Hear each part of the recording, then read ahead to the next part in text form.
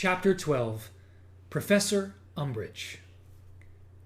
Seamus dressed at top speed the next morning and left the dormitory before Harry had even put on his socks. "Does he think he'll turn into a nutter if he stays in a room with me too long?" asked Harry loudly as the hem of Seamus's robes whipped out of sight. "Don't worry about it, Harry," Dean muttered, hoisting his school bag onto his shoulder. "He's just—" But apparently he was unable to say exactly what Seamus was, and after a slightly awkward pause followed him out of the room. Neville and Ron both gave Harry "it's his problem, not yours" looks, but Harry was not much consoled. How much more of this was he going to have to take? "What's the matter?" asked Hermione 5 minutes later, catching up with Harry and Ron halfway across the common room as they all headed toward breakfast. "You look absolutely— Oh, for heaven's sake!" She was staring at the common room notice board, where a large new sign had been put up. "Gallons of galleons! Pocket money failing to keep pace with your outgoings? Like to earn a little extra gold? Contact Fred and George Weasley, Gryffindor Common Room, for simple, part-time, virtually painless jobs. We regret that all work is undertaken at applicants' own risk." "They are the limit," said Hermione grimly, taking down the sign, which Fred and George had pinned up over a poster giving the date of the first Hogsmeade weekend in October. "We'll have to talk to them, Ron." Ron looked positively alarmed. "Why?" "Because we're prefects," said Hermione as they climbed out through the portrait hole. "It's up to us to stop this kind of thing." Ron said nothing. Harry could tell from his glum expression that the prospect of stopping Fred and George doing exactly what they liked was not one that he found inviting. "Anyway, what's up, Harry?" Hermione continued as they walked down a flight of stairs, lined with portraits of old witches and wizards, all of whom ignored them, being engrossed in their own conversation. "You look really angry about something." "Seamus reckons Harry's lying about you-know-who," said Ron succinctly when Harry did not respond. Hermione, whom Harry had expected to react angrily on his behalf, sighed. "Yes, Lavender thinks so too," she said gloomily. "Been having a nice little chat with her about whether or not I'm a lying, attention-seeking prat, have you?" Harry said loudly. "No," said Hermione calmly. "I told her to keep her big fat mouth shut about you, actually. And it would be quite nice if you stopped jumping down Ron's and my throats, Harry, because if you haven't noticed, we're on your side." There was a short pause. "Sorry," said Harry in a low voice. "That's quite all right," said Hermione with dignity. Then she shook her head. "Don't you remember what Dumbledore said at the end of term feast last year?" Harry and Ron both looked at her blankly, and Hermione sighed again. "About you-know-who. He said, 'His gift for spreading discord and enmity is very great. We can fight it only by showing an equally strong bond of friendship and trust.'" "How do you remember stuff like that?" asked Ron, looking at her in admiration. "I listen, Ron," said Hermione with a touch of asperity. "So do I, but I still can tell you exactly what—" "The point," said Hermione, pressing on loudly, "is that this sort of thing is exactly what Dumbledore was talking about. You-know-who's only been back 2 months, and we've started fighting among ourselves. And the Sorting Hat's warning was the same. Stand together. Be united." "And Harry said it last night," retorted Ron. "If that means we're supposed to get matey with the Slytherins, fat chance." "Well, I think it's a pity we're not trying for a bit of inter-house unity," said Hermione crossly. They had reached the foot of the marble staircase. A line of fourth-year Ravenclaws was crossing the entrance hall. They caught sight of Harry and hurried to form a tighter group as though frightened he might attack stragglers. "Yeah, we really ought to be trying to make friends with people like that," said Harry sarcastically. They followed the Ravenclaws into the great hall, looking instinctively at the staff table as they entered. Professor Grubbly Plank was chatting to Professor Sinistra, the astronomy teacher, and Hagrid was once again conspicuous only by his absence. The enchanted ceiling above them echoed Harry's mood.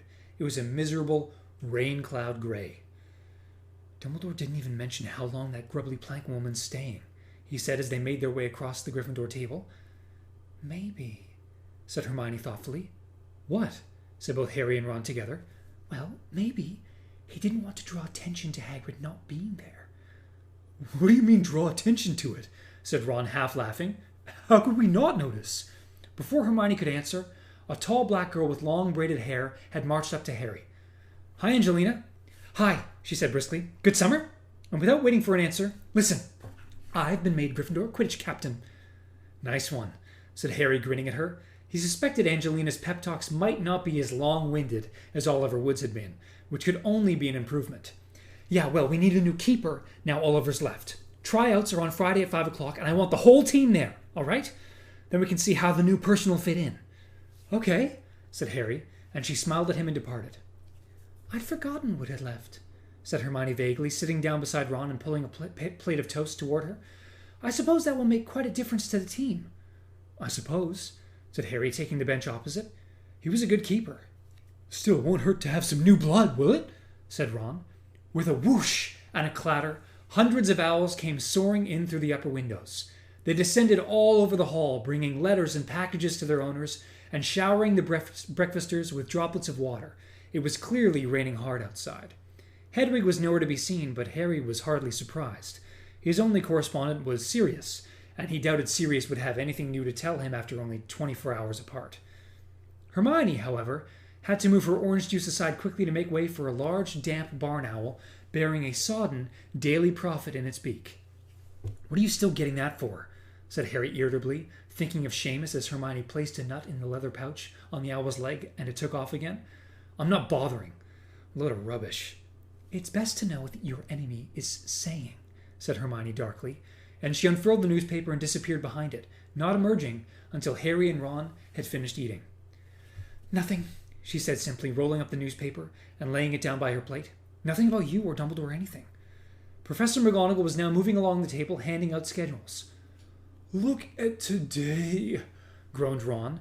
History of magic, double potions, divination, and double defense against the dark arts? Binns, Snape, Trelawney, and that Umbridge woman all in one day? Ugh, I wish Fred and George would hurry up and get those skiving snack boxes sorted. Do mine ears deceive me? Said Fred, arriving with George and squeezing onto the bench beside Harry. Hogwarts prefects surely don't wish to skive off lessons. Look what we've got today, said Ron grumpily, shoving his schedule under Fred's nose. That's the worst Monday I've ever seen. Fair point, little bro, said Fred, scanning the column. You can have a little bit of nosebleed nougat if you like. Why is it cheap? Said Ron suspiciously. Well, because it'll keep bleeding until you shrivel up. We haven't got an antidote yet, said George, helping himself to a kipper. Cheers, said Ron moodily, pocketing his schedule, but I'll think I'll take the lessons. And speaking of your skiving snack boxes, said Hermione, eyeing Fred and George beadily, you can't advertise for testers on the Gryffindor notice board. Says who? Said George, looking astonished. Says me, said Hermione. And Ron. Leave me out of it, said Ron hastily. Hermione glared at him. Fred and George sniggered. You'll be singing a different tune soon enough, Hermione, said Fred, thickly buttering a crumpet. You're starting your 5th year. You'll be begging us for a snack box before long. And why would starting 5th year mean I want a skiving snack box? Asked Hermione. 5th year's OWL year, said George. So you've got your exams coming up, haven't you? They'll be keeping your noses so hard to the grindstone, they'll be rubbed raw, said Fred with satisfaction. Half our year had minor breakdowns coming up to OWLs, said George happily. Tears and tantrums. Patricia Stimpson kept coming over faint. Kenneth Towler came out in boils, do you remember? Said Fred reminiscently. That's 'cause you put Bubbledog's powder in his pajamas, said George. Oh, yeah, said Fred, grinning. I'd forgotten. Hard to keep track sometimes, isn't it? Anyway, it's a nightmare of a year, the 5th, said George. If you care about exam results anyway, Fred and I managed to keep our spirits up somehow. Yeah, you got, 3 owls each? Said Ron. Yeah, said Fred unconcernedly. But we feel our futures lie outside the world of academic achievement. We seriously debated whether we were going to bother coming back for our 7th year, said George brightly. Now that we've got... He broke off at a warning look from Harry, who knew George had been about to mention the Triwizard winnings he had given them. Now we've got our owls, George said hastily. I mean, do we really need NEWTs? But we didn't think Mum could take us leaving school early, not on top of Percy turning out to be the world's biggest prat. We're not going to waste our last year here, though, said Fred, looking affectionately around at the great hall. We're going to use it to do a bit of market research. Find out exactly what the average Hogwarts student requires from his joke shop, carefully evaluate the results of our research, and then produce the products to fit the demand. But where are you going to get the gold to start a joke shop? Asked Hermione skeptically. You're going to need all the ingredients and materials, and premises too, I suppose. Harry did not look at the twins. His face felt hot. He deliberately dropped his fork and dived down to retrieve it. He heard Fred say overhead, "Ask us no questions and we'll tell you no lies, Hermione. Come on, George. If we get there early, we might be able to sell a few extendable ears before herbology." Harry emerged from under the table to see Fred and George walking away, each carrying a stack of toast. "What did that mean?"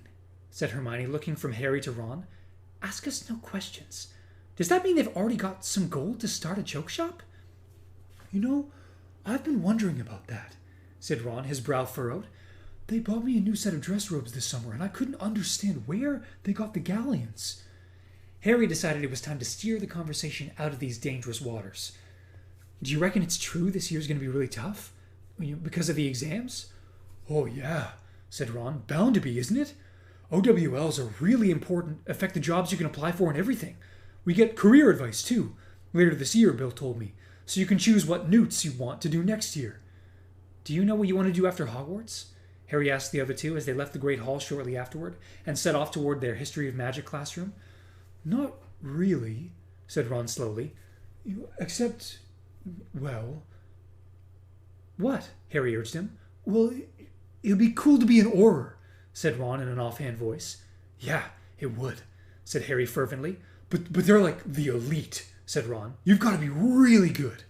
What about you, Hermione?" "I don't know," said Hermione. "I think I'd really like to do something worthwhile."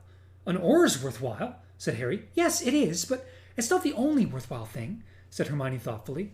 "I mean, if I could take SPEW further." Harry and Ron carefully avoided looking at each other. History of Magic was, by common consent, the most boring subject ever devised by wizard kind. Professor Binns, their ghost teacher, had a wheezy, droning voice that was almost guaranteed to cause severe drowsiness within 10 minutes, 5 in warm weather. He never varied the form of their lessons, but lectured them without pausing while they took notes, or rather, gazed sleepily into space. Harry and Ron had so far managed to scrape passes in this subject only by copying Hermione's notes before exams. She alone seemed to be able to resist the soporific power of Binns' voice. Today, they suffered through 3/4 of an hour's droning on the subject of giant wars. Harry heard just enough within the first 10 minutes to appreciate dimly that in another teacher's hands, this subject might have been mildly interesting. But then his brain disengaged, and he spent the remaining 35 minutes playing hangman on a corner of his parchment with Ron, while Hermione shot them filthy looks out of the corner of her eye. "How would it be," she asked them coldly as they left the classroom for break, Binns drifting away through the blackboard, "if I refused to lend you my notes this year?" "We'd fail our owls," said Ron. "If you want that on your conscience, Hermione..." "Well, you deserve it," she snapped. "You don't even try to listen to him, do you?" "We do try," said Ron. "We just haven't got your brains or your memory or your concentration. You're just cleverer than we are. Is it nice to rub it in?" "Oh, don't give me that rubbish," said Hermione, but she looked slightly mollified as she led the way out into the damp courtyard. A fine, misty drizzle was falling, so that people standing in huddles around the yard looked blurred at the edges. Harry, Ron, and Hermione chose a secluded corner under a heavily dripping balcony, turning up their collars of their robes against the chilly September air and talking about what Snape was likely to set them in the first lesson of the year. They had got as far as agreeing that it was likely to be something extremely difficult, just to catch them off guard after a 2-month holiday, when someone walked around the corner toward them. "Hello, Harry." It was Cho Chang. And what was more, she was on her own, again. This was most unusual. Cho was almost always surrounded by a gang of giggling girls. Harry remembered the agony of trying to get her by herself to ask her to the Yule Ball. "Hi," said Harry, feeling his face grow hot. "At least you're not covered in stink sap this time," he told himself. Cho seemed to be thinking along the same lines. "You got that stuff off then?" "Yeah," said Harry, trying to grin as though the memory of their last meeting was funny as opposed to mortifying. "So, did you, have a good summer?" The moment he had said this, he wished he hadn't. Cedric had been Cho's boyfriend, and the memory of his death must have affected her holiday almost as badly as it had affected Harry's. Something seemed to tauten in her face, but she said, "Oh, it was all right, you know." "Is that a Tornadoes badge?" Ron demanded suddenly, pointing at the front of Cho's robes, to which a sky blue badge emblazoned with a gold T was pinned. "You don't support them, do you?" "Yeah, I do," said Cho. "Have you always supported them, or just since they started winning the league?" said Ron, in what Harry considered an unnecessarily accusatory tone of voice. I've supported them since I was 6, said Cho coolly. Anyway, see you, Harry. She walked away. Hermione waited until Cho was halfway across the courtyard before rounding on Ron. You are so tactless! What? I only asked her if... Couldn't you tell she wanted to talk to Harry on her own? So? She could have done it. I wasn't stopping. What on earth were you attacking her about her Quidditch team for? Attacking? I wasn't attacking her. I was only... Who cares if she supports the Tornadoes? Oh, come on. Half the people you see wearing those badges only bought them last season. But what does it matter? It means they're not real fans. They're just jumping on the bandwagon. That's the bell, said Harry listlessly, because Ron and Hermione were bickering too loudly to hear it. They did not stop arguing all the way down to Snape's dungeon, which gave Harry plenty of time to reflect that between Neville and Ron, he would be lucky to ever have 2 minutes conversation with Cho that he could look back on without wanting to leave the country. And yet, he thought as they joined the queue lining up outside Snape's classroom door, she had chosen to come and talk to him, hadn't she? She had been Cedric's girlfriend. She could easily have hated Harry for coming out of the Triwizard Maze alive when Cedric had died. Yet she was talking to him in a perfectly friendly way, not as though she thought him mad or a liar or in some horrible way responsible for Cedric's death. Yes, she had definitely chosen to come to talk to him. And that made the second time in 2 days. And at this thought, Harry's spirits rose. Even the ominous sound of Snape's dungeon door creaking open did not puncture the small, hopeful bubble that seemed to have swelled in his chest. He filed into the classroom behind Ron and Hermione and followed them to their usual table at the back, ignoring the huffy, irritable noises now issuing from both of them. Settle down, said Snape coolly, shutting the door behind him. There was no real need for the call to order. The moment the class had heard the door close, quiet had fallen, and all fidgeting stopped. Snape's mere presence was usually enough to ensure a class's silence. Before we begin today's lesson, said Snape, sweeping over to his desk and staring around at them all, I think it appropriate to remind you all that next June you will be sitting an important examination, during which you will prove how much you have learned about the composition and use of magical potions. Moronic though some of this class undoubtedly are, I expect you to scrape an acceptable in your OWL or suffer my displeasure.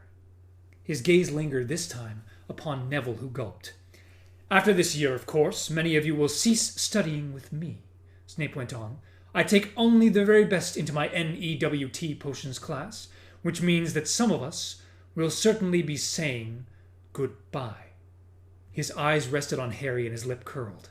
Harry glared back, feeling a grim pleasure at the idea that he would be able to give up potions after 5th year. But we have another year to go before that happy moment of farewell, said Snape softly. So, whether you are intending to attempt NEWT or not, I advise all of you to concentrate your efforts upon maintaining the high pass level I have come to expect from my OWL students.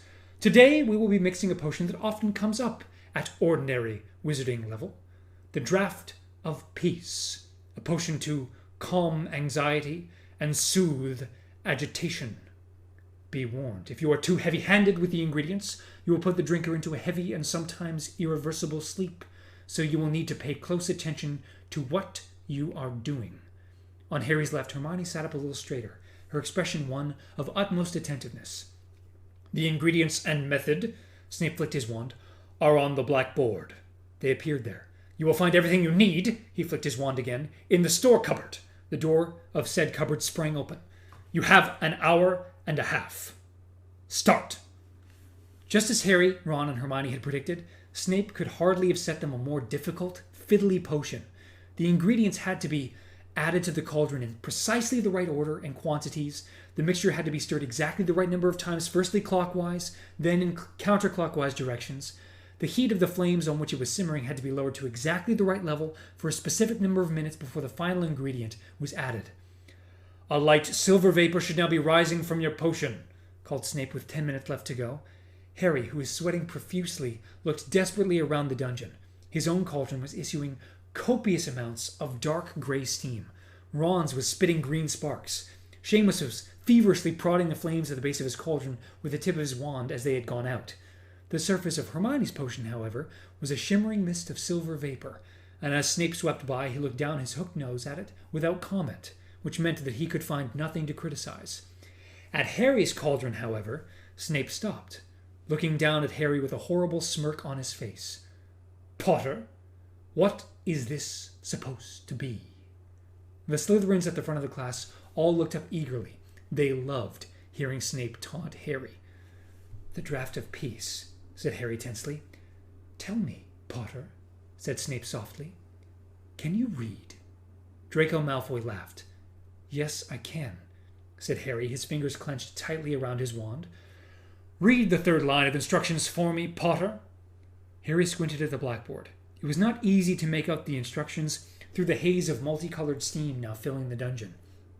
Add powder moonstone, stir 3 times counterclockwise, allow to simmer for 7 minutes, then add 2 drops of syrup of hellebore. His heart sank. He had not added syrup of hellebore, but had proceeded straight to the 4th line of the instructions after allowing his potion to simmer for 7 minutes. "Did you do everything on the 3rd line, Potter?" "No," said Harry very quietly. "I beg your pardon?" "No," said Harry more loudly. "I forgot the hellebore." "I know you did, Potter." "Which means that this mess is utterly worthless."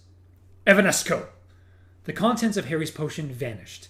He was left standing foolishly beside an empty cauldron. "Those of you who have managed to read the instructions, fill 1 flagon with a sample of your potion, label it clearly with your name, and bring it up to my desk for testing," said Snape. "Homework, 12 inches of parchment on the properties of Moonstone and its uses in potion making to be handed in on Thursday." While everyone around him filled their flagons, Harry cleared away his things, seething. His potion had been no worse than Ron's, which was now giving off a foul odor of bad eggs, or Neville's, which had achieved the consistency of just mixed cement, and which Neville was now having to gouge out of his cauldron. Yet it was he, Harry, who would be receiving 0 marks for the day's work. He stuffed his wand back into his bag and slumped down onto his seat, watching everyone else march up to Snape's desk with filled and corked flagons. When at long last the bell rang, Harry was first out of the dungeon and had already started his lunch by the time Ron and Hermione joined him in the Great Hall. The ceiling had turned an even murkier gray during the morning. Rain was lashing the high windows. "That was really unfair," said Hermione consolingly, sitting down next to Harry and helping herself to shepherd's pie. "Your potion wasn't nearly as bad as Goyle's. When he put it in his flagon, the whole thing shattered and set his robes on fire." "Yeah, well," said Harry, glowering at his plate, "since when has Snape ever been fair to me?" Neither of the others answered. All 3 of them knew that Snape and Harry's mutual enmity had been absolute from the moment Harry had set foot in Hogwarts. "I did think he might be a bit better this year," said Hermione in a disappointed voice. "I mean, you know." She looked carefully around. There were half a dozen empty seats on either side of them, and nobody was passing the table. "Now he's in the order and everything." "Poisonous toadstools don't change their spots," said Ron sagely. "Anyway, I've always thought Dumbledore was cracked trusting Snape. Where's the evidence he ever really stopped working for you-know-who?" "I think Dumbledore's probably got plenty of evidence, even if he doesn't share it with you, Ron," snapped Hermione. "Oh, shut up, the pair of you," said Harry heavily, as Ron opened his mouth to argue back. Hermione and Ron both froze, looking angry and offended. "Can't you give it a rest?" he said. "You're always having a go at each other. It's driving me mad." And abandoning his shepherd's pie, he swung his school bag back over his shoulder and left them sitting there. He walked up the marble staircase 2 steps at a time, past many students hurrying toward lunch. The anger that had just flared so unexpectedly still blazed inside him, and the vision of Ron and Hermione's shocked faces afforded him a sense of deep satisfaction. Serve them right, he thought. Why can't they give it a rest, bickering all the time? It's enough to drive anyone up the wall. He passed the large picture of Sir Cadogan, the knight on a landing. Sir Cadogan drew his sword and brandished it fiercely at Harry, who ignored him. "Come back, you scurvy dog! Stand fast and fight!" yelled Sir Cadogan in a muffled voice from behind his visor. But Harry merely walked on, and when Sir Cadogan attempted to follow him by running into a neighboring picture, he was rebuffed by its inhabitant, a large and angry-looking wolfhound. Harry spent the rest of the lunch hour sitting alone, underneath the trapdoor of the North Tower, and consequently he was the first to ascend the silver ladder that led to Sybil Trelawney's classroom when the bell rang. Divination was Harry's least favorite class after potions, which was due mainly to Professor Trelawney's habit of predicting his premature death every few lessons. A thin woman, heavily draped in shawls and glittering with strings of beads, she always reminded Harry of some kind of insect, with her glasses hugely magnifying her eyes. She was busy putting copies of battered, leather-bound books on each of the spindly little tables with which her room was littered when Harry entered the room. But so dim was the light cast by the lamps covered by scarves and the low-burning, sickly-scented fire that she appeared to not notice him as he took a seat in the shadows. The rest of the class arrived over the next 5 minutes. Ron emerged from the trapdoor, looked around carefully, spotted Harry, and made directly for him, or as directly as he could while having to wend his way between tables, chairs, and overstuffed poufs.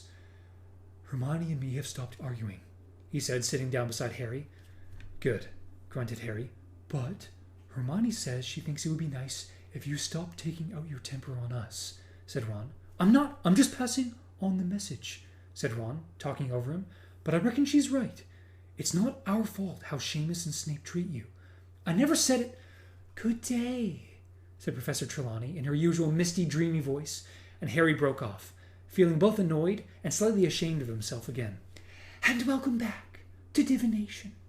I have, of course, been following your fortunes most carefully over the holidays, and am delighted to see that you have all returned to Hogwarts safely, as, of course, I knew you would. You will find on the tables before you copies of the Dream Oracle by Inigo Imago. Dream interpretation is a most important means of divining the future, and one that may very probably be tested in your OWL. Not, of course, that I believe examination passes or failures are of the most remotest importance when it comes to the sacred art of divination. If you have the seeing eye, certificates and grades matter very little.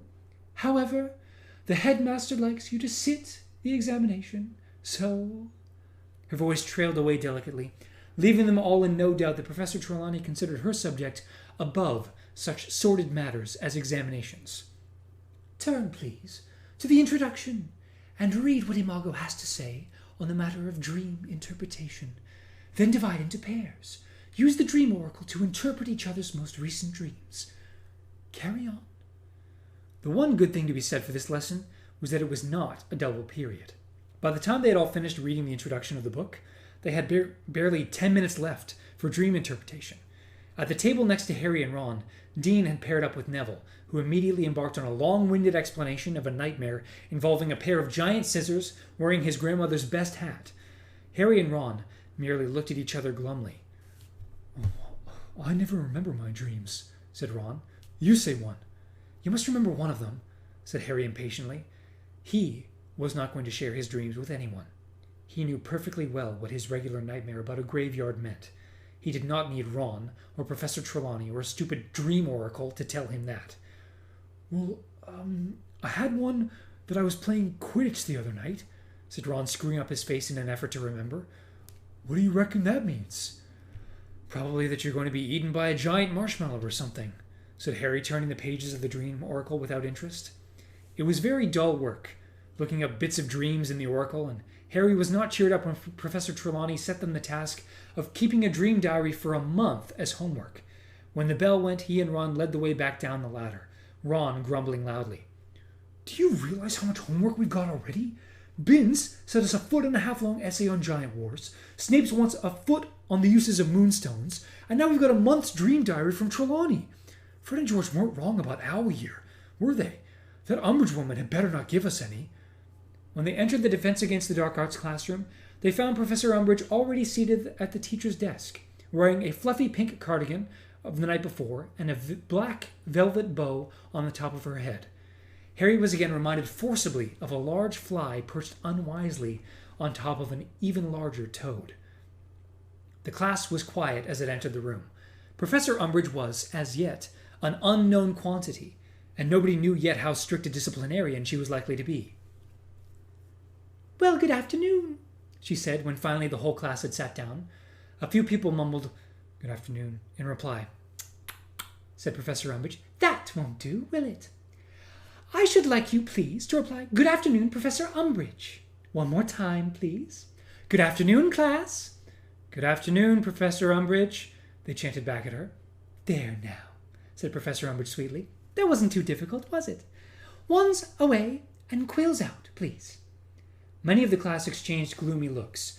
The order wands away had never yet been followed by a lesson they had found interesting. Harry shoved his wand back inside his bag and pulled out quill, ink, and parchment. Professor Umbridge opened her handbag, extracted her own wand, which was an unusually short one, and tapped the blackboard sharply with it. Words appeared on the board at once. Defense against the dark arts. A return to basic principles. Well now, your teaching this subject has been rather disrupted and fragmented, hasn't it? Stated Professor Umbridge, turning to face the class with her hands clasped neatly in front of her. The constant changing of teachers, many of whom do not seem to have followed any ministry-approved curriculum, has unfortunately resulted in your being far below the standard we would expect to see in your OWL year. You will be pleased to know, however, that these problems are now to be rectified. We will be following a carefully structured, theory-centered, ministry-approved course of defensive magic this year. Copy down the following, please. She rapped the blackboard again. The first message vanished and was replaced by Course Aims. Number 1. Understanding the principles underlying defensive magic. Number 2. Learning to recognize situations in which defensive magic can be legally used. Number 3. Placing the use of defensive magic in a context for practical use. For a couple of minutes, the room was full of the sound of scratching quills on parchment. When everyone had copied down Professor Umbridge's 3 course aims, she said, "Has everybody a copy of Defensive Magical Theory by Wilbert Slinkhard?" There was a dull murmur of assent through the class. "I think we'll try that again," said Professor Umbridge. "When I ask you a question, I should like you to reply, 'Yes, Professor Umbridge,' or 'No, Professor Umbridge.' So, has everyone got a copy of Defensive Magical Theory by Wilbert Slinkhard?" "Yes, Professor Umbridge," rang throughout the room. "Good," said Professor Umbridge. "I should like you to turn to page 5 and read Chapter 1, Basics for Beginners. There will be no need to talk." Professor Umbridge left the blackboard and settled herself in the chair beside the teacher's desk, observing them all with those pouchy toad's eyes. Harry turned to page 5 of his copy of Defensive Magical Theory and started to read. It was desperately dull, quite as bad as listening to Professor Binns. He felt his concentration sliding away from him. He had soon read the same line half a dozen times without taking in more than the first few words. Several silent minutes passed. Next to him, Ron was absent-mindedly turning his quill over and over in his fingers, staring at the same spot on the page. Harry looked right and received a surprise to shake him out of his torpor. Hermione had not even opened her copy of Defensive Magical Theory. She was staring fixedly at Professor Umbridge with her hand in the air. Harry could not remember Hermione ever neglecting to read when instructed to, or indeed resisting the temptation to open any book that came under her nose. He looked at her questioningly, but she merely shook her head slightly to indicate that she was not about to answer questions, and continued to stare at Professor Umbridge, who was looking just as resolutely in another direction. After several more minutes had passed, however, Harry was not the only one watching Hermione. The chapter they had been instructed to read was so tedious that more and more people were choosing to watch Hermione's mute attempt to catch Professor Umbridge's eye than to struggle on with Basics for Beginners. When more than half the class were staring at Hermione rather than at their books, Professor Umbridge seemed to decide that she could ignore the situation no longer. "Did you want to ask something about the chapter, dear?" she asked Hermione, as though she had only just noticed her. "Not about the chapter, no," said Hermione. "Well, we're reading just now," said Professor Umbridge, showing her small pointed teeth. "If you have other queries, we can deal with them at the end of class." "I've got a query about your course aims," said Hermione. Professor Umbridge raised her eyebrows.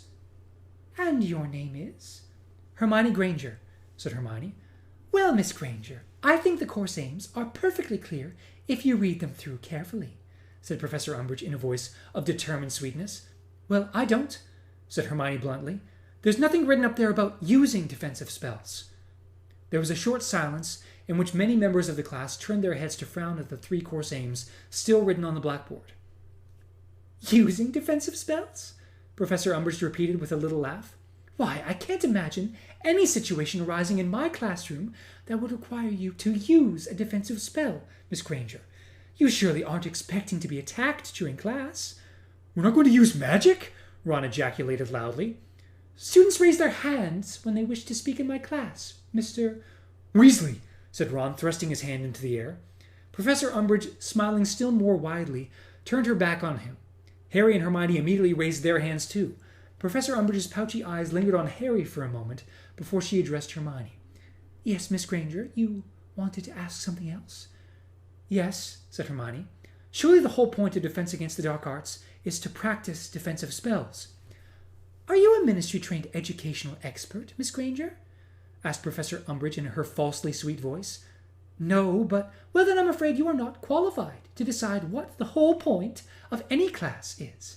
Wizards much older and cleverer than you have devised our new program of study.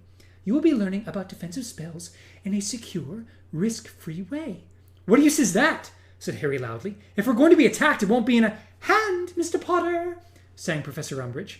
Harry thrust his fist in the air. Professor Umbridge promptly turned away from him again, but now several other people had their hands up too. And your name is? Professor Umbridge said to Dean. Dean Thomas. Well, Mr. Thomas? Well, it's like Harry said, isn't it? Said Dean. If we're going to be attacked, it won't be risk-free.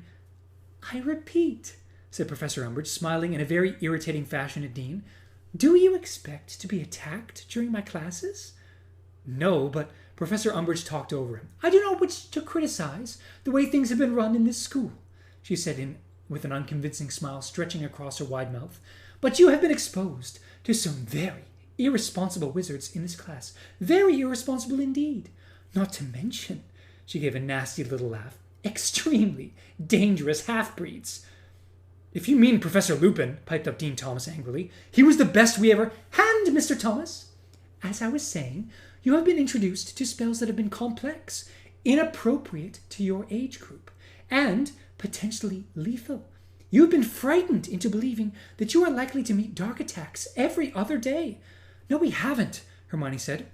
Your hand is not up, Miss Granger. Hermione put up her hand. Professor Umbridge turned away from her. It is my understanding that my predecessor not only performed illegal curses in front of you, he actually performed them on you. Well, he turned out to be a maniac, didn't he? Said Dean Thomas hotly. Mind you, we still learned loads. Your hand is not up, Mr. Thomas, trilled Professor Umbridge. Now, it is the view of the Ministry that a theoretical knowledge will be more than sufficient to get you through your examination, which, after all, is what school is all about. And your name is? She added, staring at Parvati, whose hand had just shot up. Parvati Patil, and isn't there a practical bit in our Defense Against the Dark Arts OWL? Aren't we supposed to show that we can actually do counter curses and things? As long as you study the theory hard enough, there is no reason why you should not be able to perform the spells under carefully controlled examination conditions, said Professor Umbridge dismissively. Without ever practicing them before? Said Parvati incredulously. Are you telling us that the first time we'll get to do the spells will be during our exam? I repeat, as long as you studied the theory hard enough. And what good's theory going to be in the real world? Said Harry loudly, his fist in the air again. Professor Umbridge looked up. This is school, Mr. Potter, not the real world, she said softly. So we're not supposed to be preparing for what's waiting out there? There is nothing waiting out there, Mr. Potter. Oh, yeah? Said Harry. His temper, which seemed to have been bubbling just beneath the surface all day, was reaching a boiling point. Who do you imagine wants to attack children like yourselves? Inquired Professor Umbridge in a horribly honeyed voice. Let me think, said Harry in a mock thoughtful voice. Maybe Lord Voldemort? Ron gasped. Lavender Brown uttered a little scream. Neville slipped sideways off his stool. Professor Umbridge, however, did not flinch. She was staring at Harry with a grimly satisfied expression on her face. 10 points from Gryffindor, Mr. Potter. The classroom was silent and still. Everyone was staring at either Umbridge or Harry. Now, let me make a few things quite plain. Professor Umbridge stood up and leaned toward them, her stubby-fingered hands splayed on her desk. You have been told that a certain dark wizard has returned from the dead. He wasn't dead, said Harry angrily. But yeah, he's returned. Mr. Potter, you've already lost your house 10 points. Do not make matters worse for yourself, said Umbridge in one breath without looking at him. As I was saying, you have been informed that a certain dark wizard is at large once again. This is a lie. It is not a lie, said Harry. I saw him. I fought him. Detention, Mr. Potter, said Professor Umbridge triumphantly. Tomorrow evening, 5 o'clock, my office. I repeat, this is a lie. The Ministry of Magic guarantees that you are not in danger from any dark wizard. If you are still worried, by all means come and see me outside class hours.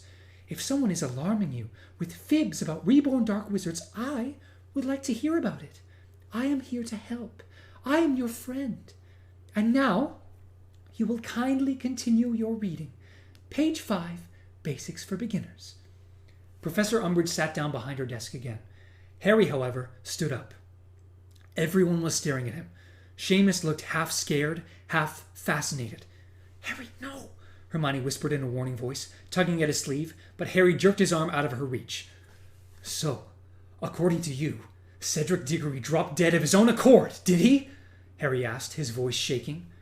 There was a collective intake of breath from the class, for none of them, apart from Ron and Hermione, had ever heard Harry talk about what had happened on the night that Cedric had died. They stared avidly from Harry to Professor Umbridge, who had raised her eyes and was staring at him without a trace of fake smile on her face. "Cedric Diggory's death was a tragic accident," she said coldly. "It was murder," said Harry. He could feel himself shaking. He had hardly talked to anyone about this, least of all 30 eagerly listening classmates. "Voldemort killed him, and you know it!" Professor Umbridge's face was quite blank. For a moment he thought she was going to scream at him. Then she said in her softest, most sweetly girlish voice, "Come here, Mr. Potter, dear." He kicked his chair aside, strode around Ron and Hermione, and up to the teacher's desk. He could feel the rest of the class holding its breath. He felt so angry he did not care what happened next. Professor Umbridge pulled a small roll of pink parchment out of her handbag, stretched it out on the desk, dipped her quill into a bottle of ink, and started scribbling, hunched over so that Harry could not see what she was writing. Nobody spoke. After a minute or so, she rolled up the parchment and tapped it with her wand. It sealed itself seamlessly so that he could not open it. "Take this to Professor McGonagall, dear," said Professor Umbridge, holding out the note to him. He took it from her without saying a word and left the room, not even looking back at Ron and Hermione, and slamming the classroom door shut behind him. He walked very fast along the corridor, the note to McGonagall clutched tight in his hand, and turning a corner, walked slap into Peeves the Poltergeist, a wide-faced little man floating on his back in midair, juggling several inkwells. "Why, it's Potty Wee Potter!" cackled Peeves, allowing 2 of the inkwells to fall to the ground, where they smashed and spattered the walls with ink. Harry jumped backward out of the way with a snarl.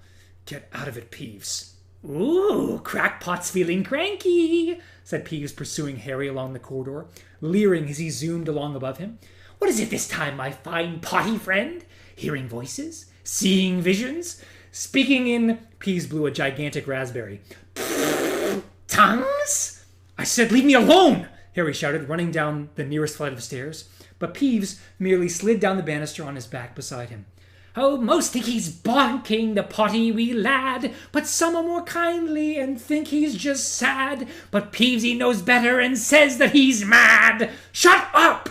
A door to his left flew open, and Professor McGonagall emerged from her office looking grim and slightly harassed. "What on earth are you shouting about, Potter?" she snapped as Peeves cackled gleefully and zoomed out of sight. "Why aren't you in class?" "I've been sent to see you," said Harry stiffly. "Sent? What do you mean, sent?" He held out the note from Professor Umbridge. Professor McGonagall took it from him, frowning, slid it open with the tap of her wand, stretched it out and began to read. Her eyes zoomed from side to side behind their square spectacles as she read what Umbridge had written, and with each line they became narrower. "Come in here, Potter." He followed her inside her study. The door closed automatically behind him. "Well," said Professor McGonagall, rounding on him, "is this true?" "Is what true?" Harry asked rather more aggressively than he had intended. "Professor," he added in an attempt to sound more polite, "is it true that you shouted at Professor Umbridge?" "Yes," said Harry. "You called her a liar." "Yes." "You told her he who must not be named is back." "Yes." Professor McGonagall sat down behind her desk, frowning at Harry. Then she said, "Have a biscuit, Potter." What? "Have a biscuit," she repeated impatiently, indicating a tartan tin of cookies lying on top of one of the piles of papers on her desk. "And sit down." There had been a previous occasion when Harry, expecting to be caned by Professor McGonagall, had instead been appointed by her to the Gryffindor Quidditch team. He sank into a chair opposite her and helped himself to a ginger newt, feeling just as confused and wrong-footed as he had done on that occasion. Professor McGonagall set down Professor Umbridge's note and looked very seriously at Harry. "Potter, you need to be careful." Harry swallowed his mouthful of ginger newt and stared back at her. Her tone of voice was not at all what he was used to. It was not brisk, crisp, and stern. It was low and anxious and somehow much more human than usual. "Misbehavior in Dolores Umbridge's class could cost you much more than house points and detention. What do you—" "Potter, use your common sense!" snapped Professor McGonagall, with an abrupt return to her usual manner. "You know where she comes from. You must know to whom she is reporting." The bell rang for the end of the lesson. Overhead and all around came the elephantine sounds of hundreds of students on the move.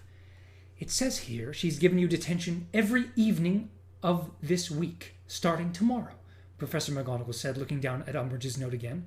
"Every evening this week?" Harry repeated, horrified. "Professor, couldn't you—" "No, I couldn't," said Professor McGonagall flatly. "But she is your teacher and has every right to give you detention. You will go to her room at 5 o'clock tomorrow for the first one. Just remember, tread carefully around Dolores Umbridge."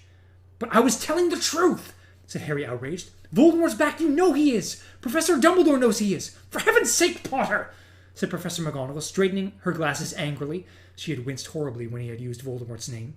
"Do you really think this is about truth or lies? It's about keeping your head down and your temper under control." She stood up, nostrils wide and mouth very thin, and he stood too. "Have another biscuit," she said irritably, thrusting the tin at him. "No, thanks," said Harry coldly. "Don't be ridiculous," she snapped. He took one. "Thanks," he said grudgingly. "Didn't you listen to Dolores Umbridge's speech at the start of the term feast, Potter?" "Yeah," said Harry. "Yeah, she said progress will be prohibited, or... well, it meant that the Ministry of Magic is trying to interfere at Hogwarts." Professor McGonagall eyed him for a moment, then sniffed, walked around her desk, and held open the door for him. "Well, I'm glad you listened to Hermione Granger at any rate," she said, pointing him out of her office. Chapter 13. Detention with Dolores. Dinner in the Great Hall that night was not a pleasant experience for Harry. The news about his shouting match with Umbridge seemed to have traveled exceptionally fast, even by Hogwarts standards. He heard whispers all around him as he sat eating between Ron and Hermione. The funny thing was that none of the whispers seemed to mind him overhearing what they were saying about him. On the contrary, it was as though they were hoping he would get angry and start shouting again, so they could hear his story firsthand. "He says he saw Cedric Diggory murdered. He reckons he dueled with you-know-who." "Come off it. Who does he think he's kidding?" "Please." "What I don't get," said Harry in a shaking voice, laying down his knife and fork. His hands were trembling too much to hold them steady, "is why they all believed the story 2 months ago when Dumbledore told them." "The thing is, Harry, I'm not sure that they did," said Hermione grimly. "Oh, let's get out of here." She slammed down her knife and fork. Ron looked sadly at his half-finished apple pie, but followed suit.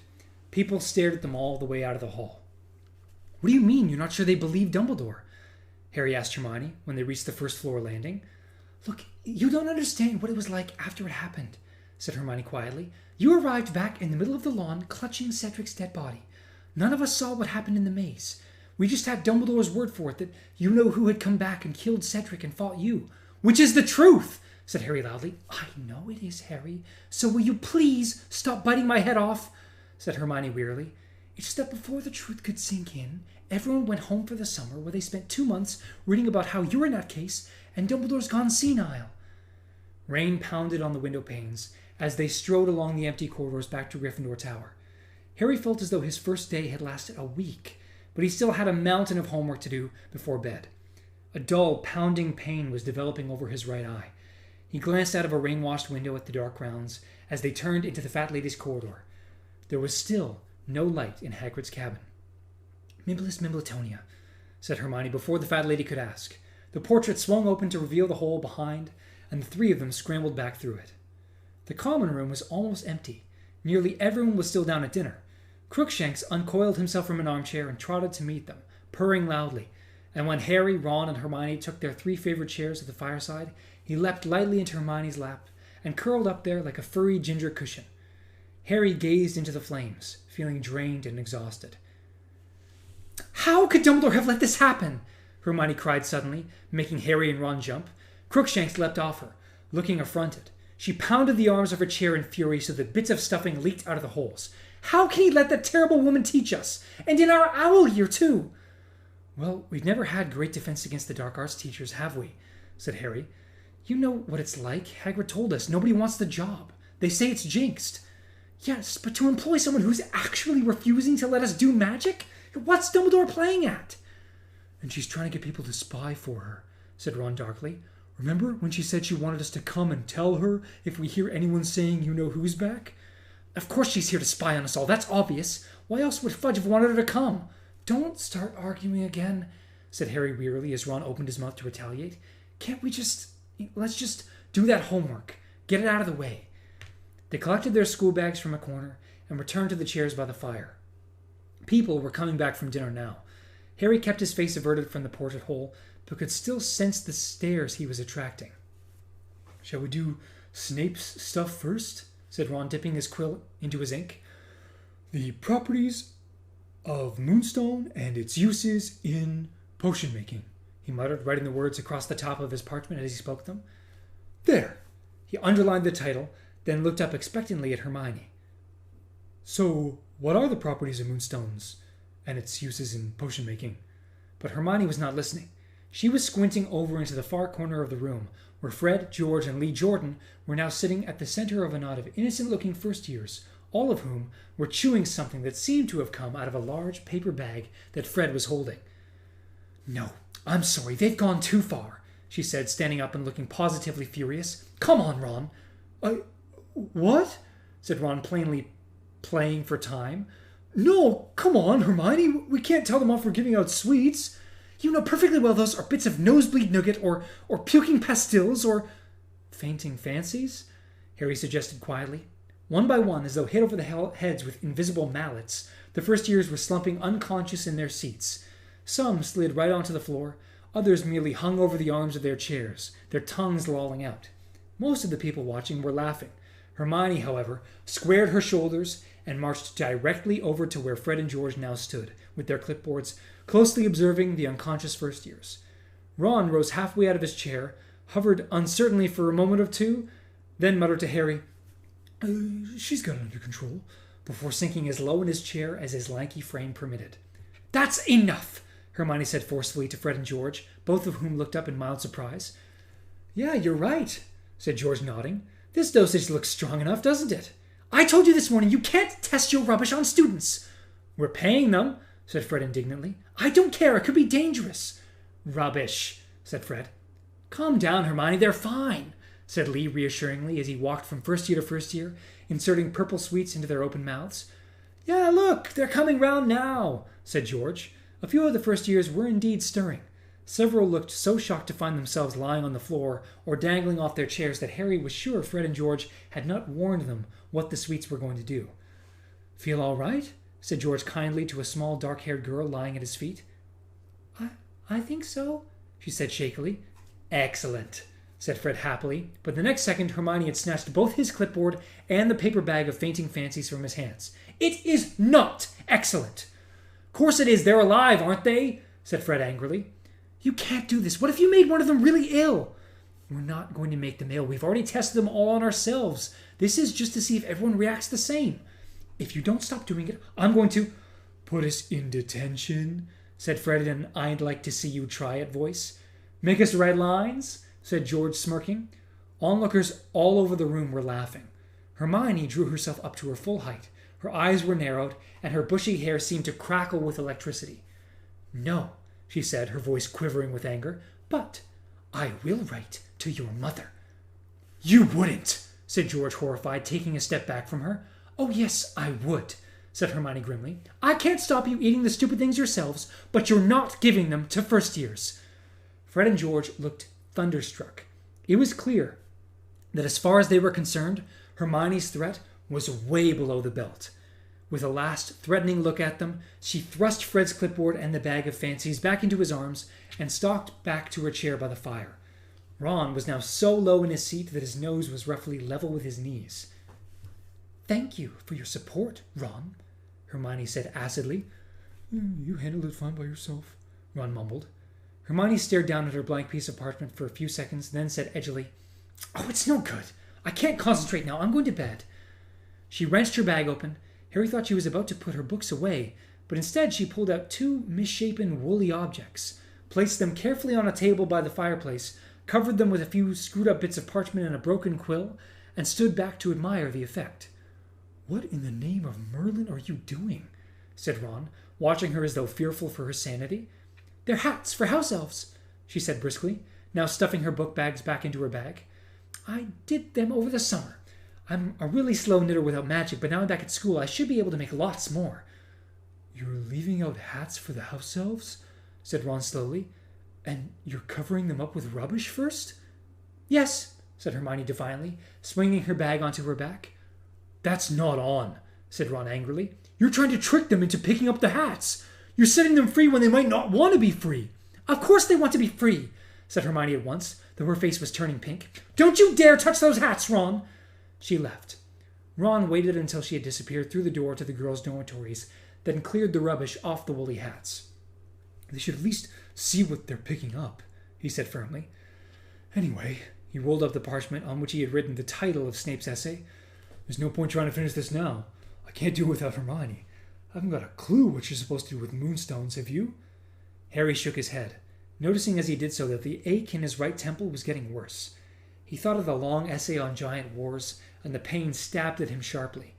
Knowing perfectly well that he would regret not finishing his homework tonight, when the morning came, he piled his books into his bag and said, "I'm going to bed too." He passed Seamus on the way to the door leading to the dormitories, but did not look at him. Harry had a fleeting impression that Seamus had opened his mouth to speak, but sped up and reached the soothing piece of stone spiral staircase without having to endure any more provocation. The following day dawned just as leaden and rainy as the previous one. Hagrid was still absent from the staff table at breakfast. "But on the plus side, no Snape today," said Ron bracingly. Hermione yawned widely and poured herself some coffee. She looked mildly pleased about something, and when Ron asked her what she had to be so happy about, she simply said, "The hats have gone. Seems the house elves do want freedom after all." "I wouldn't bet on it," Ron told her cuttingly. "They might not count as clothes. They didn't look anything like hats to me, more like woolly bladders." Hermione did not speak to him all morning. Double Charms was succeeded by Double Transfiguration. Professor Flitwick and Professor McGonagall both spent the first 15 minutes of their lessons lecturing the class on the importance of OWLs.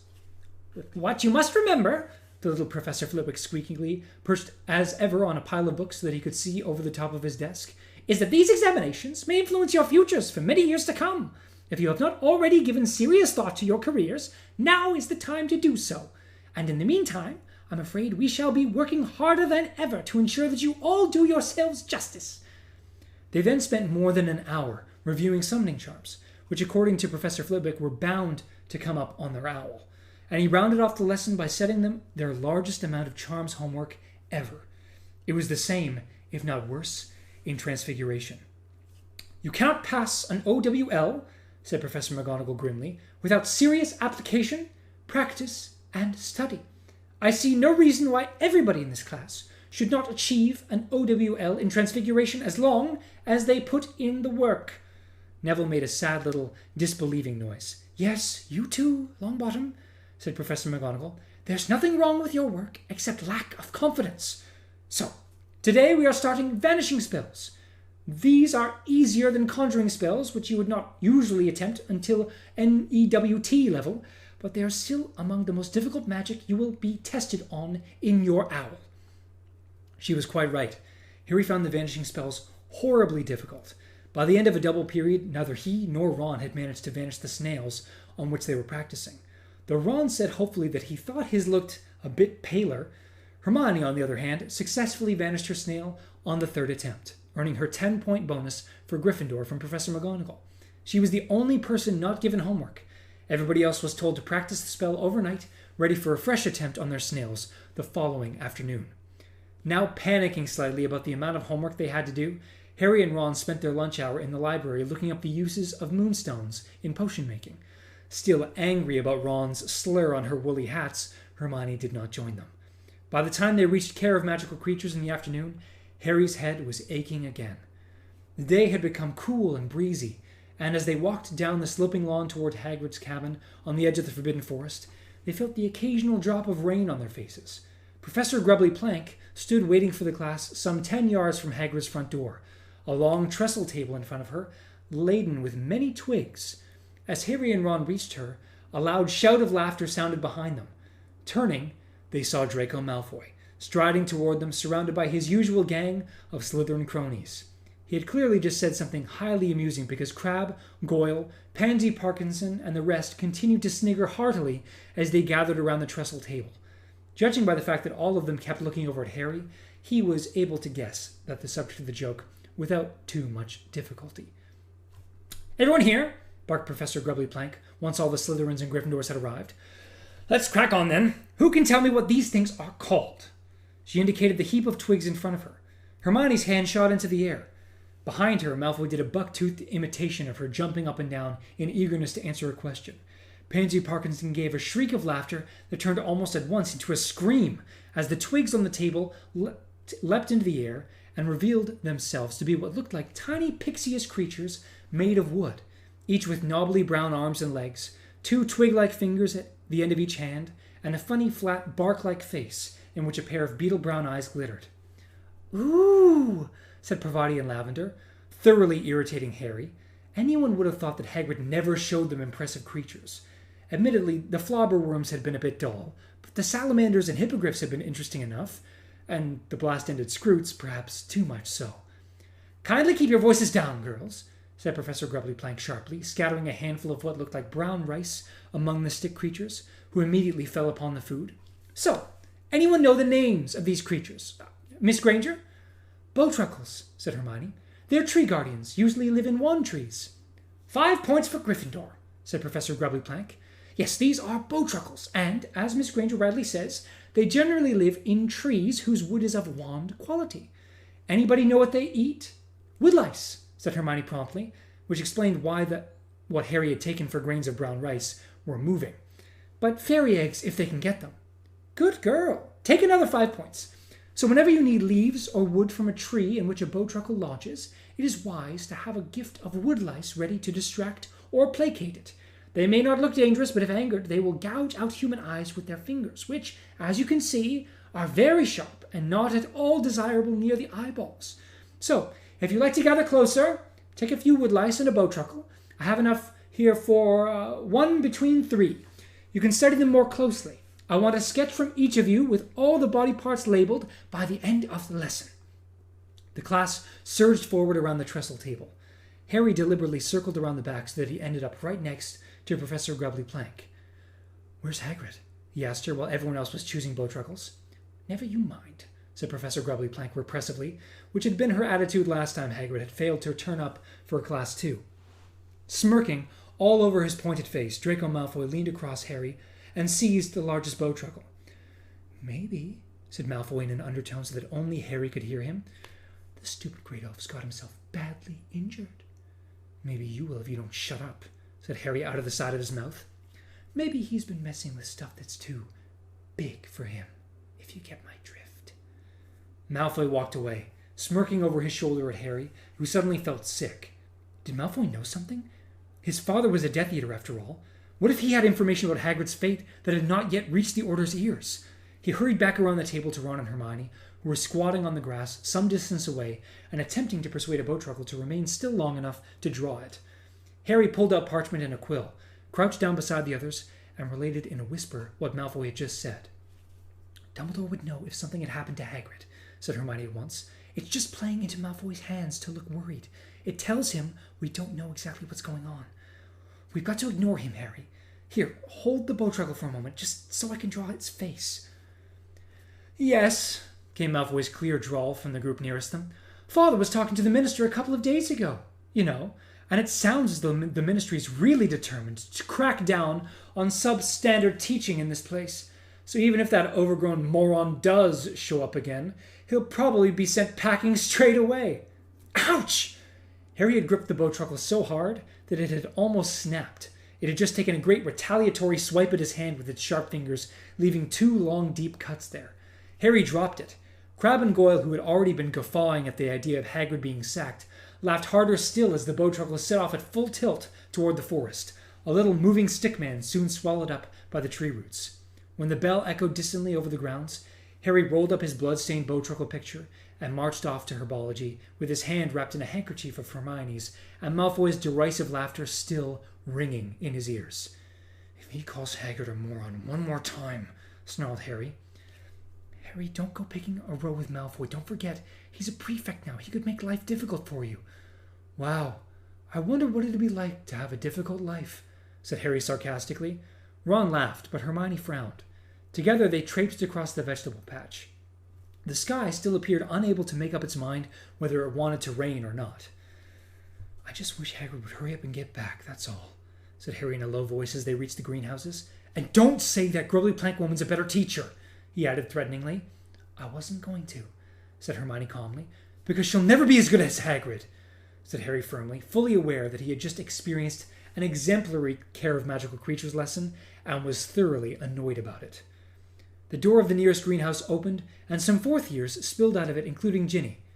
"Hi," she said brightly as she passed. A few seconds later, Luna Lovegood emerged, trailing behind the rest of the class, a smudge of earth on her nose, and her hair tied in a knot on the top of her head. When she saw Harry, her prominent eyes seemed to bulge excitedly, and she made a beeline straight for him. Many of his classmates turned curiously to watch. Luna took a great breath and then said, without so much as a preliminary hello, "I believe Hugh must not be named is back, and I believe you fought him and escaped from him." Right," said Harry awkwardly.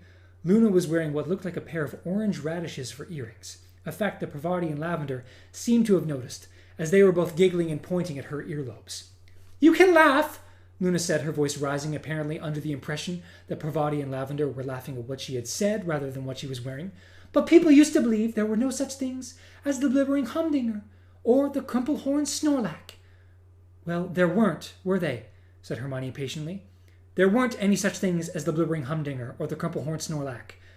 Luna gave her a withering look and flounced away, radishes swinging madly. Parvati and Lavender were not the only ones hooting with laughter now. "Do you mind not offending the only people who believe me?" Harry asked Hermione as they made their way into class. "Oh, for heaven's sake, Harry, you can do better than her," said Hermione. "Ginny's told me all about her. Apparently she'll only believe in things as long as there's no proof at all. Well, I wouldn't expect anything else from someone whose father runs the Quibbler." Harry thought of the sinister winged horses he had seen on the night he had arrived, and how Luna had said she could see them too. His spirits sank slightly. Had she been lying? But before he could devote much more thought to the matter, Ernie Macmillan had stepped up to him. "I want you to know, Potter," he said in a loud, carrying voice, "that it's not only weirdos who support you. I personally believe you 100%. My family have always stood firm behind Dumbledore, and so do I." Thanks very much, Ernie," said Harry, taken aback but pleased.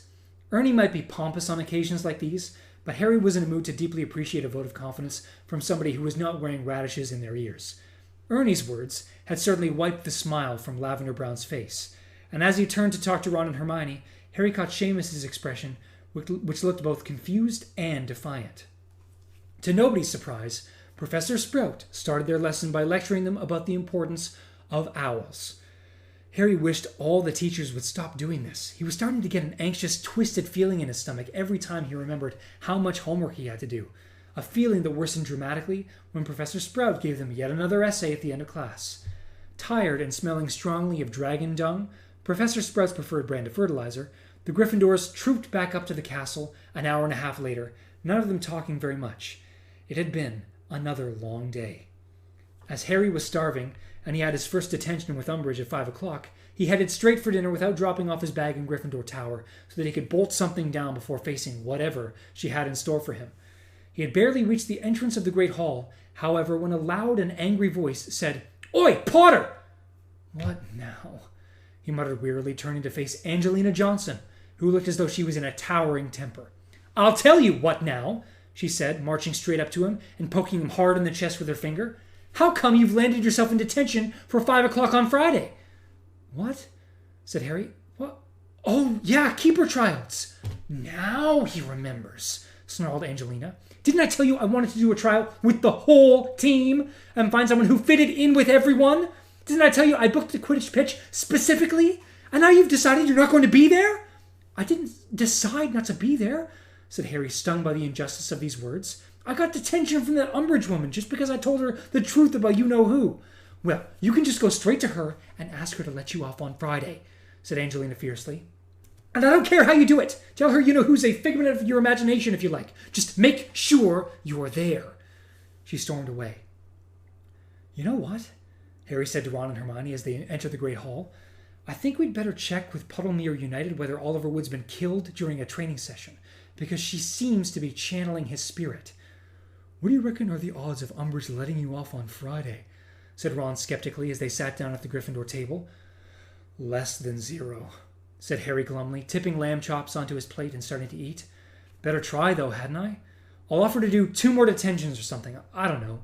He swallowed a mouthful of potato and added, I hope she doesn't keep me too long this evening. You realize we've got to write 3 essays, practice vanishing spells for McGonagall, work out a counter charm for Flitwick, finish the Bowtruckle drawing, and start the stupid dream diary for Trelawney? Ron moaned and for some reason glanced up at the ceiling. And it looks like it's going to rain. What's that got to do with our homework? Said Hermione, her eyebrows raised. Oh, nothing, said Ron at once, his ears reddening. At 5 to 5, Harry bade the other 2 goodbye and set off for Umbridge's office on the 3rd floor. When he knocked on the door, she said, Come in a sugary voice. He entered cautiously, looking around. He had known this office under 3 of its previous occupants. In the days when Gilderoy Lockhart had lived there, it had been plastered in beaming portraits of its owner. When Lupin had occupied it, it was likely you would meet some fascinating dark creature in a cage, or tank if you came to call. In the imposter Moody's days, it had been packed with various instruments and artifacts for the detection of wrongdoing and concealment. Now, however, it looked totally unrecognizable. The surfaces had all been draped in lacy covers and cloths. There were several vases full of dried flowers, each residing on its own doily, and on one of the walls was a collection of ornamental plates, each decorated with a large Technicolor kitten wearing a different bow around its neck. These were so foul that Harry stared at them transfixed until Professor Umbridge spoke again. Good evening, Mr. Potter. Harry started and looked around. He had not noticed her at first, because she was wearing a luridly flowered set of robes that blended only too well with the tablecloth on the desk behind her. Evening, Harry said stiffly. Well, sit down, she said, pointing toward a small table draped in lace, beside which she had drawn up a straight-backed chair. A piece of blank parchment lay on the table, apparently waiting for him. Said Harry without moving. Professor Umbridge? Before we start, I wanted to ask you a favor. Her bulging eyes narrowed. Oh, yes? Well, I'm on the Gryffindor Quidditch team, and I was supposed to be at the tryouts for the new keeper at 5 o'clock on Friday, and I was wondering whether I could skip detention that night and do it another night instead. He knew long before he reached the end of his sentence that it was no good. Oh, no, said Umbridge, smiling so widely that she looked as though she had just swallowed a particularly juicy fly. Oh, no. This is your punishment for spreading evil, nasty, attention-seeking stories, Mr. Potter, and punishments certainly cannot be adjusted to suit the guilty one's convenience. No, you will come here at 5 o'clock tomorrow, and the next day, and on Friday too, and you will do your detentions as planned.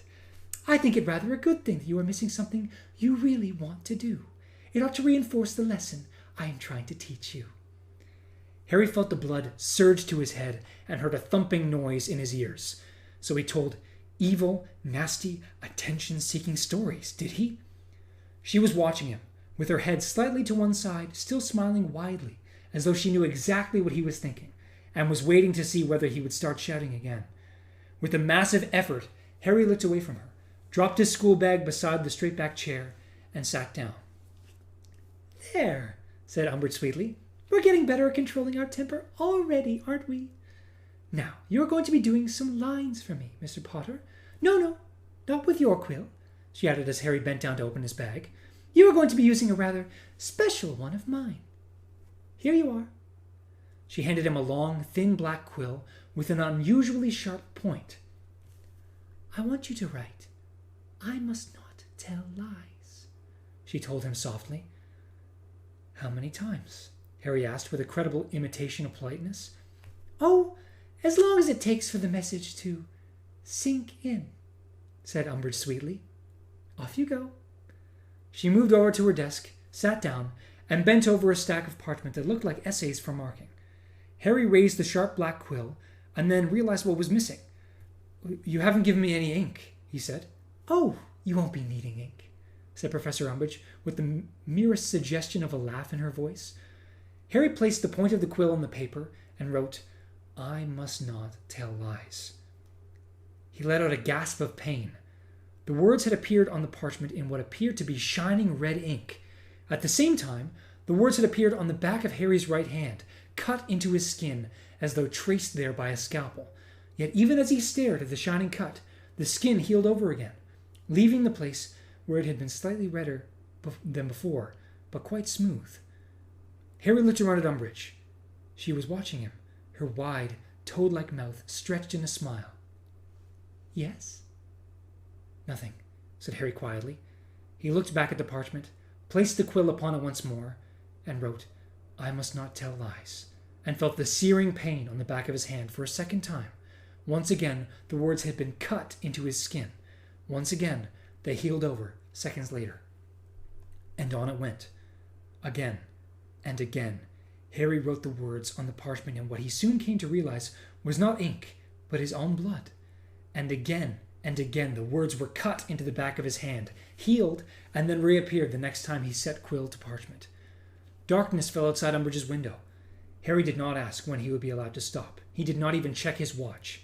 He knew she was watching him for signs of weakness, and he was not going to show any, not even if he had to sit there all night cutting open his own hand with his quill.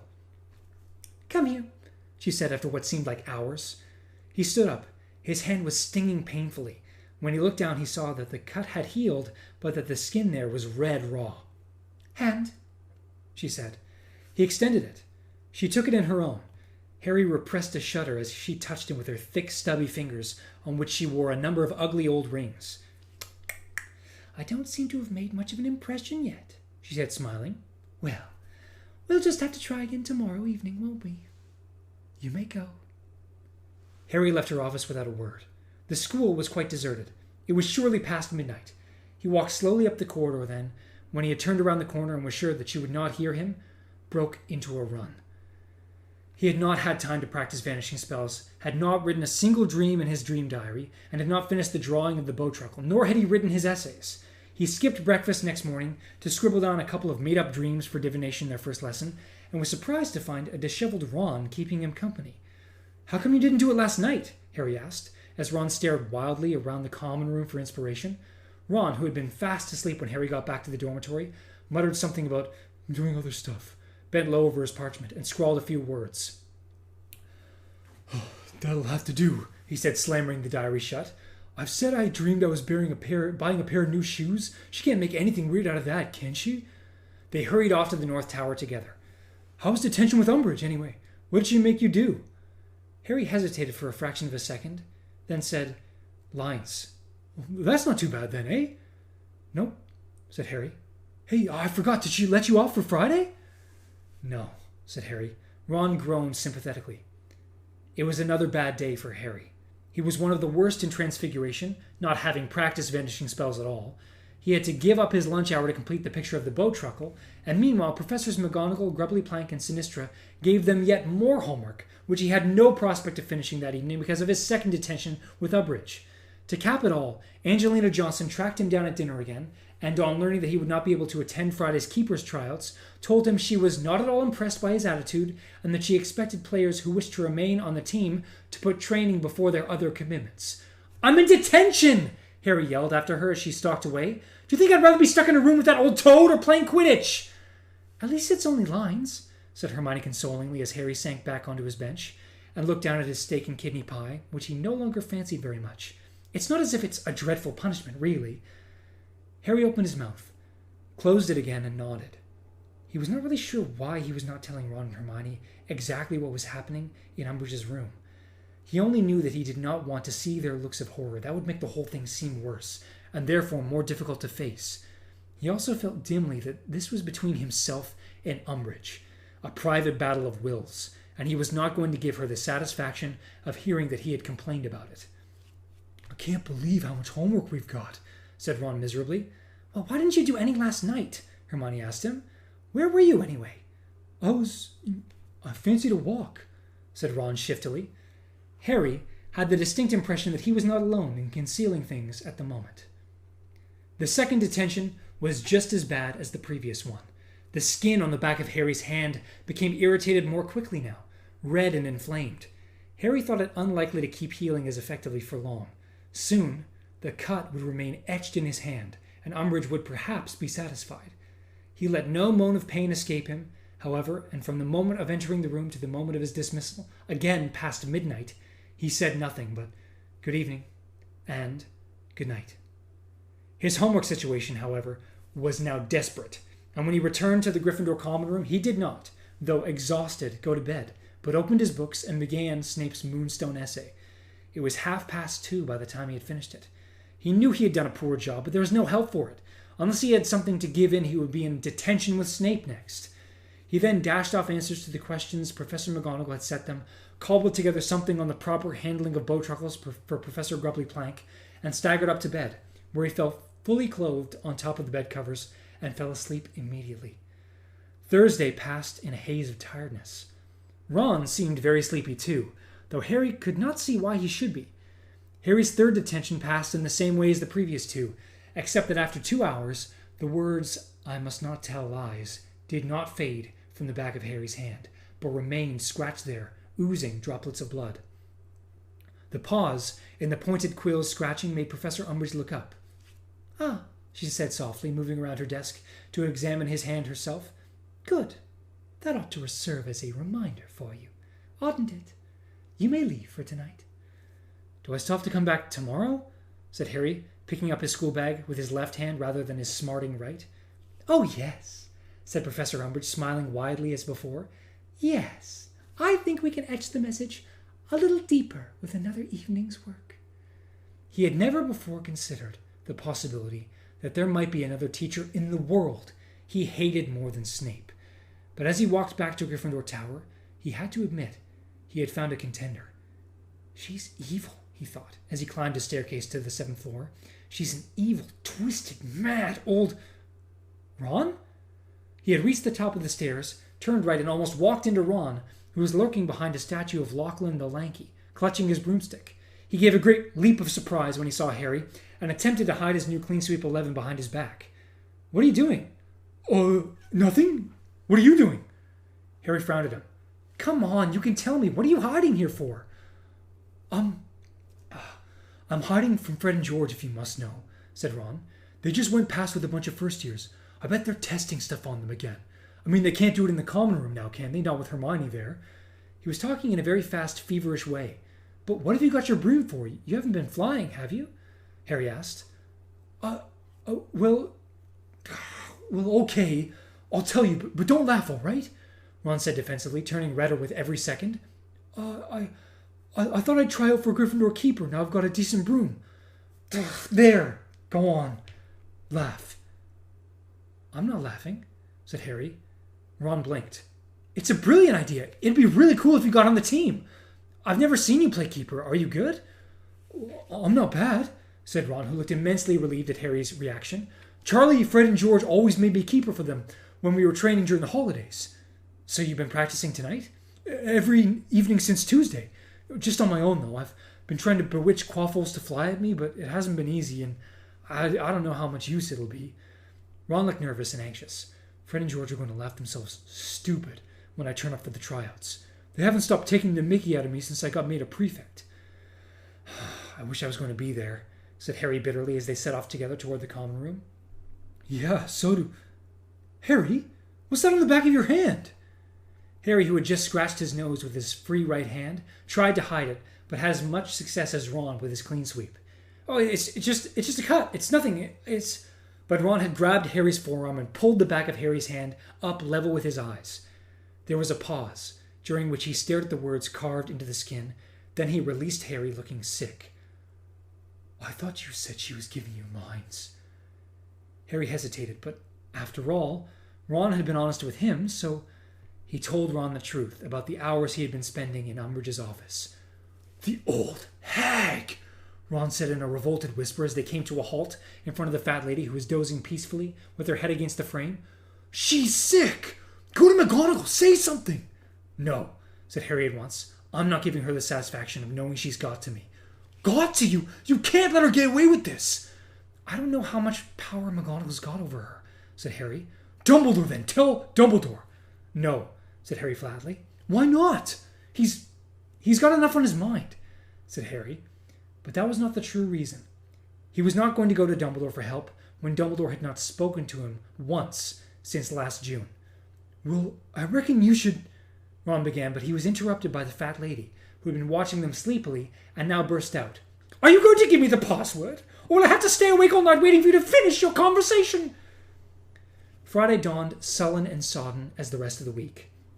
Though Harry glanced toward the staff table automatically when he entered the Great Hall, it was without real hope of seeing Hagrid, and he turned his mind immediately to his more pressing problems, such as the mountainous pile of homework he had to do and the prospect of yet another detention with Umbridge. Two things sustained Harry that day. One was the thought that it was almost the weekend.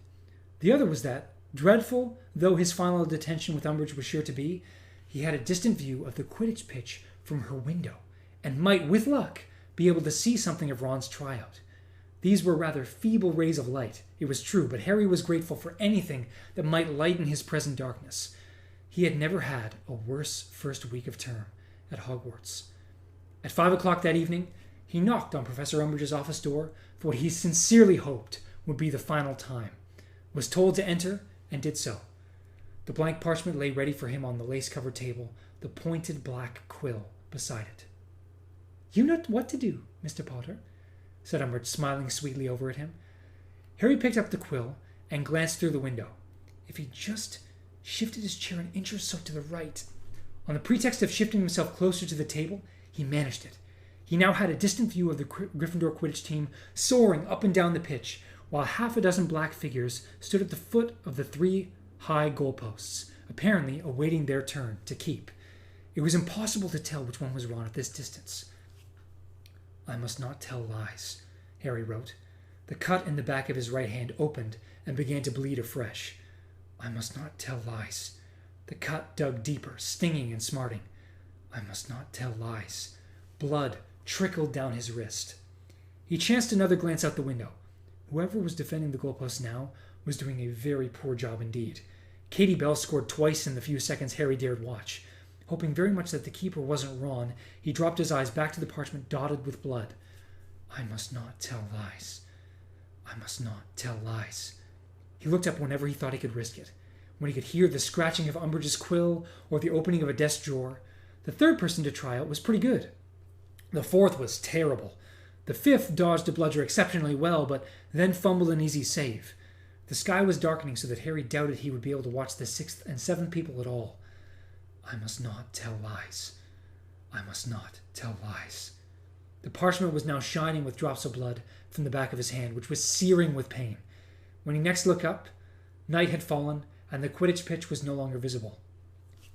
"Let's see if you've gotten the message yet, shall we?" said Umbridge's soft voice half an hour later. She moved toward him, stretched out her short, beringed fingers for his arm, and then, as she took hold of him to examine the words now cut into his skin, pain seared not across the back of his hand, but across the scar on his forehead. At the same time, he had a most peculiar sensation somewhere around his midriff. He wrenched his arm out of her grip and leapt to his feet, staring at her. She looked back at him, a smile stretching her wide, slack mouth. "Yes, it hurts, doesn't it?" she said softly. He did not answer. His heart was thumping very hard and fast. Was she talking about his hand, or did she know what he had just felt in his forehead? "Well, I think I've made my point, Mr. Potter. You may go."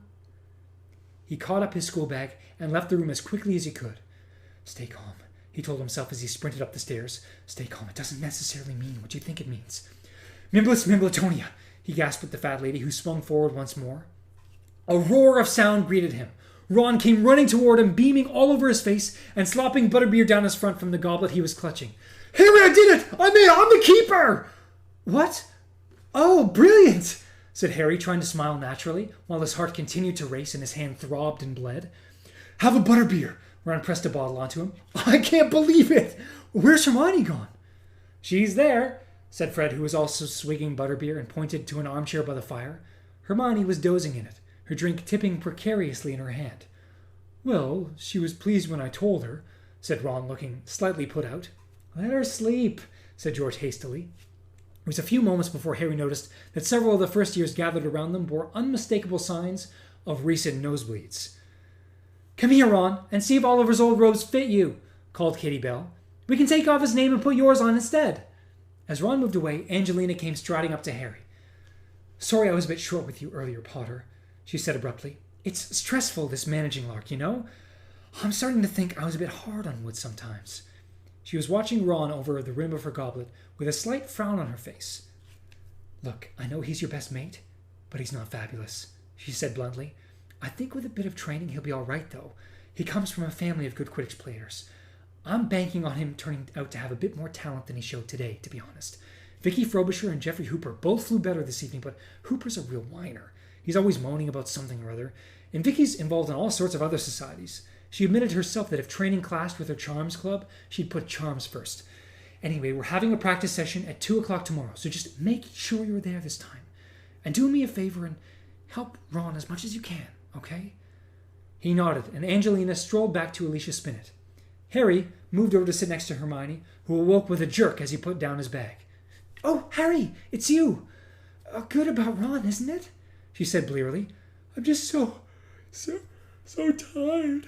She yawned. I was up until 1 o'clock making more hats. They're disappearing like mad. And sure enough, now that he looked, Harry saw that there were woolly hats concealed all around the room where unwary elves might accidentally pick them up. Great, said Harry distractedly. If he did not tell somebody soon, he would burst. Listen, Hermione, I was just up in Umbridge's office and she touched my arm. Hermione listened closely. When Harry had finished, she said slowly, You're worried that you know who's controlling her like he controlled Quirrell? Well, said Harry, dropping his voice, it's a possibility, isn't it? I suppose so, said Hermione, though she sounded unconvinced. But I don't think he can be possessing her the way he possessed Quirrell. I mean, he's properly alive again now, isn't he? He's got his own body. He wouldn't need to share someone else's. He could have her under the Imperius Curse, I suppose.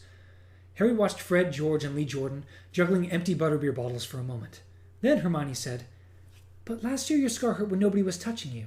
And didn't Dumbledore say it had to do with what you-know-who was feeling at the same time? I mean, maybe this hasn't got anything to do with Umbridge at all. Maybe it's just a coincidence. It happened while you were with her. She's evil, said Harry flatly. Twisted. She's horrible, yes, but, Harry, I think you ought to tell Dumbledore your scar hurt. It was the second time in 2 days he had been advised to go to Dumbledore, and his answer to Hermione was just the same as his answer to Ron. I'm not bothering him with this. Like you just said, it's not a big deal. It's been hurting on and off all summer. It was just a bit worse tonight, that's all. Harry, I'm sure Dumbledore would want to be bothered by this. Yeah, said Harry before he could stop himself. That's the only bit of me Dumbledore cares about, isn't it? My scar. Don't say that. It's not true. I think I'll write and tell Sirius about it, see what he thinks. Harry, you can't put something like that in a letter, said Hermione, looking alarmed. Don't you remember Moody told us to be careful what we put in writing? We just can't guarantee owls aren't being intercepted anymore. All right, I won't tell him then, said Harry irritably. He got to his feet. I'm going to bed. Tell Ron for me, will you? Oh, no, said Hermione, looking relieved. If you're going, that means I can go without being rude too. I'm absolutely exhausted, and I want to make more hats tomorrow. Listen, you can help me if you like. It's quite fun. I'm getting better. I can do patterns and baubles and all sorts of things now. Harry looked into her face, which was shining with glee, and tried to look as though he was vaguely tempted by this offer. No, I don't think I will, thanks, he said. Not tomorrow. I've got loads of homework to do. And he traipsed off to the boys' staircase, leaving her looking slightly disappointed behind him.